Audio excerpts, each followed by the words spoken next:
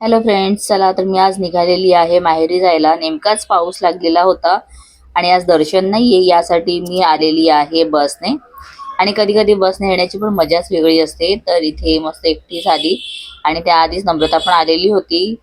तर सारिकाने इथे मटण वगैरे बनवलेलं आहे, त्याचबरोबर ना तिने चिकन जे आहे ते मस्त तळायला घेतलेलं. आणि मस्त सगळ्यांना, तुम्हाला सुद्धा तिने जेवायला बोलवलं आहे बरं का. तर नक्की या सगळ्यांनी. तर आता नेहमीप्रमाणे आईने घेतलेला आहे वाढायला. आणि आज मटणाबरोबर खायला मस्त ज्वारीची भाकरी बनवली आहे. आणि भाकरी आणि रस्सा ना खाण्याची मजाच वेगळी असते. आणि इथे पहा, आता मी सुद्धा भाकरी घेतलेली आहे, कारण कधी कधी ना मला सुद्धा असं आवडतं. त्यानंतर मस्त पोटभर जेवलो आणि आम्ही बसलेलो आहोत लुडो खेळायला. आता मोबाईलमध्ये लुडो तर सगळीच मुलं खेळत असतील, पण अशा प्रकारे लुडो खेळण्याची मजा काही वेगळीच असते.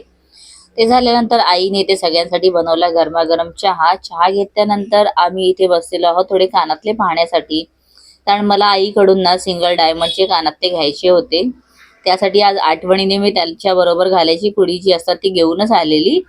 सो तिथून मग नम्रताने पाहिलं तर मस्त आयब्रो करायला घेतलेले आणि आम्ही उशीर व्हायच्या आधीच निघालो, कारण आता पाऊस नव्हता. आणि पाऊस नसतानाच म्हटलं पटापट निघूया. आणि निघतानाच मला आठवलं की डीमार्टहून सामान घ्यायचं होतं, पण त्यालाच बाय बाय करत आम्ही पुढे निघालो.